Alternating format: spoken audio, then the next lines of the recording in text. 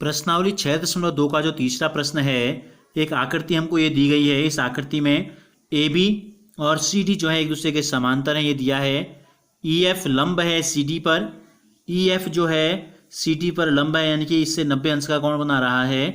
कोण जी E D 126 है। जी E D यानी कि जी ई रेखा और ई डी रेखा दोनों को टच करते हुए ये कितने अंश का है? 126 अंश का है। तो कोण ए जी ई ये वाला कोण हमको बताना है। कोण जी ई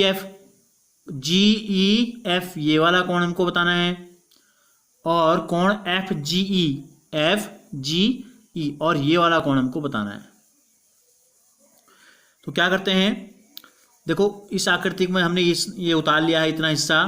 ए बी और सी डी दिया है, चूंकि हल हम इसका शुरू कर रहे हैं। दिया है A B parallel C D, ये दो पैरेलल रेखाएं हैं, समांतर हैं। ए बी समांतर सी डी। वो देखो जी ई क्या है? एक तिर्यक रेखा जो इन दोनों रेखाओं को काट रही है। वह जी ई एक तिर्यक रेखा है। तो हमने क्या पढ़े थे? कुछ नियम गुणधर्म हमने पढ़े थे। देखो ये कोण हमको दिया है 126 अंश, ये देख लो कितना दिया है 126, और हमसे ये वाला कोण पूछा है। तो क्या होता है, देखो ये क्या है, ये एक और ये दोनों अंतः कोण है और एकांतर है। एक को छोड़ के अगर हम इस क्रम में चलेंगे तो इसको छोड़ के ये आएगा, इस क्रम में चलेंगे तो इसके एक को छोड़ के एक आएगा। तो ये दोनों एकांतर कोण हैं, इसलिए कोण ए जी ई जो है ये बराबर हो जाएगा कोण जी ई डी के बराबर 126 अंश। समीकरण नंबर 1 क्यों है, ऐसा क्यों हुआ, लिख लेंगे।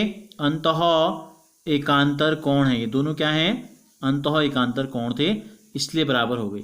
तो पहला कोण जो हमसे पूछा था ये तो हमको पता चल गया। दूसरा हमसे पूछा है कोण जी ई एफ, कोण जी ई एफ।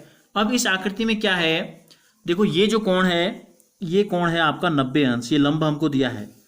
ये कोण है 90 अंश इतना, ठीक है। इस कोण को हम मान लेते हैं x।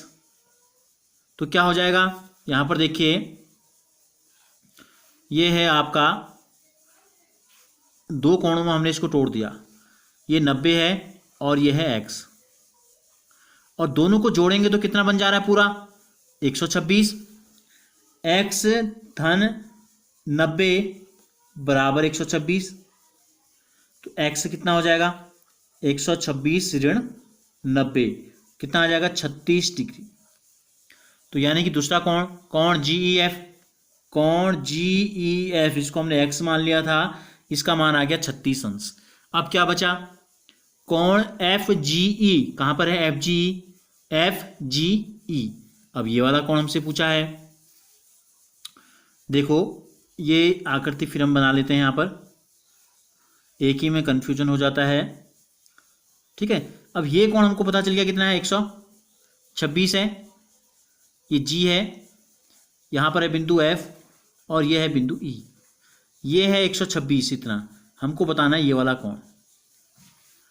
देखो एफ जी ई, तो क्या है, ये दोनों जो हैं, देखो ये एक रेखा है, इसका नाम है ए बी। चूंकि ए बी एक रेखा है,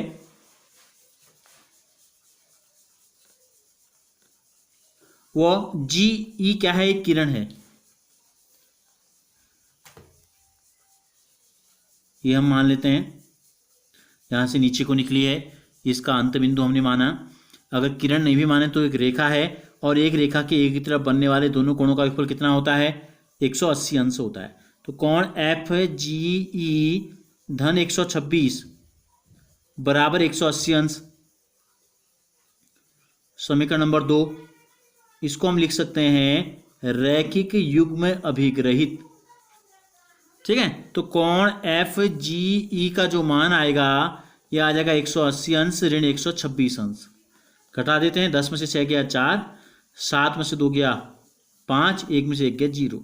तो कोण एफ जी आ गया 54, और कोण जी ई एफ आ गया 36, और कोण ए जी ई आ गया 126। ये तीनों कोण हमको पता चल गए।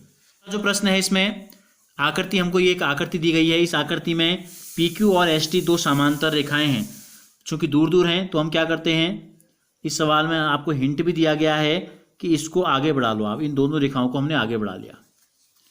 ठीक हो गया।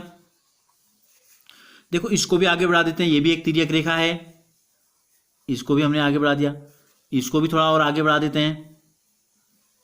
तो ये तो हमने चित्र को पूरा कर लिया। ठीक है, ये दोनों रेखाएं समांतर हमको दी गई हैं, इसका नाम पी क्यू है और इसका नाम एस टी है। कोण P Q R 110, P Q R ये है, ये कोण है 110। कोण आर एस टी 130 है। तो कोण क्यू आर एस हमको बताना है, क्यू आर एस यानी कि हमें ये वाला कोण हमको बताना है। तो देखो हम क्या करते हैं, पहले तो यहाँ पर ये तिर्यक रेखा इस रेखा को काट रही है, कुछ नाम हम ले लेते हैं, कहाँ से शुरू है, P Q R S T U ले लेते हैं इसको। ठीक हो गया, इसको ले लेते हैं वी, कहीं पर जरूरत पड़ी तो इसको हमने वी ले लिया। अब हम देखो ये दो समांतर रेखाएं हैं, चूंकि पी क्यू समांतर है एस टी के, कैसे पता चला हमें, क्योंकि ये दिया गया है प्रश्न में, देखो यहाँ पर दिया है। और ये कोण टी एस आर, कोण टी एस आर, या ये भी लिख लेते हैं एस यू या एस आर, वो एस आर एक तिर्यक रेखा है। तिर्यक रेखा किस रेखा को कहते हैं, जो दोनों रेखाओं को काटते हुए आगे बढ़ रही है। ठीक है, तो दोनों को काट रही है, तो ये एक तिर्यक रेखा है।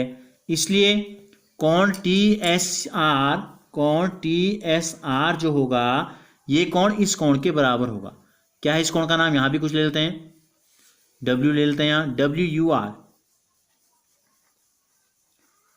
TSR का मान कितना है 130, तो ये कोण भी कितना आ गया हमारा को पता चल गया, 130 पता चल गया। ये कैसे पता चला हमको, ये है आपका संगत कोण, इसको क्या बोलते हैं, संगत कोण। हमने आपको पहले वीडियो में बताया था। देखो इस लाइन के नीचे इसके दाहिनी ओर, इस लाइन के नीचे इसके दाहिनी ओर, तो सेम पोजीशन में अगर होते हैं तो बराबर होते हैं, और चूंकि ये दोनों रेखाएं समांतर रेखाएं हैं। अब क्या करते हैं, ये कोण निकालते हैं, इसके बगल वाला ये कोण और इसके बगल वाला ये कोण निकालते हैं। तो क्या हो जाएगा, देखो ये है, ये ऐसे आई है भुजा, ये कोण है 110, माना ये कोण थोड़ी देर के लिए हमने मान लिया y, तो कितना हो जाएगा y प्लस 110 कितना होगा 180। समीकरण नंबर 3। क्यों, रैखिक युग्म एक रेखा के एक तरफ बने हैं, एक किरण खड़ी है, दो कोण बने हैं। ठीक है, तो y का जो मान आ गया कितना आ गया 180 ऋण 110 बराबर आ जाएगा 70 अंश। इसी प्रकार हम क्या करते हैं, इसी प्रकार हम इसके बगल वाले को, किसको, इसको u के बगल वाले को लेते हैं। जैसे 110 का बगल वाला था, ये कितना आ जाएगा 180 ऋण 130, इसको z मान लेते हैं, ये y माना था हमने। इसी प्रकार z बराबर 180 ऋण 130 हो जाएगा, तो z का जो मान आया कितना आ गया 50 अंश आ गया। तो इसी प्रकार में हमको लिखने की ज़्यादा जरूरत नहीं है, यहाँ हमने लिख दिया y और इसको हमने ले लिया z। अब हमको एक त्रिभुज प्राप्त हो गया। देखो इस त्रिभुज RQU में लिख लेते हैं, त्रिभुज RQU में तीनों को अगर जोड़ दें, क्या है y plus Z plus R, तीनों कोणों को अगर जोड़ेंगे तो कितना आना चाहिए 180 अंश। समीकरण 3 यहाँ बन गया था, समीकरण 4 लिख लो। त्रिभुज का कोण योग गुण होता है, क्या होता है इसमें, त्रिभुज के तीनों अंतः कोणों का योग हमेशा 180 अंश होता है। तो आर y का मान कितना है 70 अंश, z का मान कितना आया 50 अंश, प्लस r बराबर 180, दोनों को जोड़ दो, 70 में 50 जोड़ेंगे तो ये आ जाएगा 120 अंश, प्लस r बराबर 180, तो r का जो मान आ गया ये आ गया 180 ऋण 120 बराबर 60 अंश। तो r का मान आ गया 60 अंश, यही हमसे पूछा था। r क्या है QRS, क्या पूछा था हमसे, कोण QRS लिख भी सकते हैं, कोण QRS यानी कि r बराबर हमको प्राप्त हो गया 60 अंश।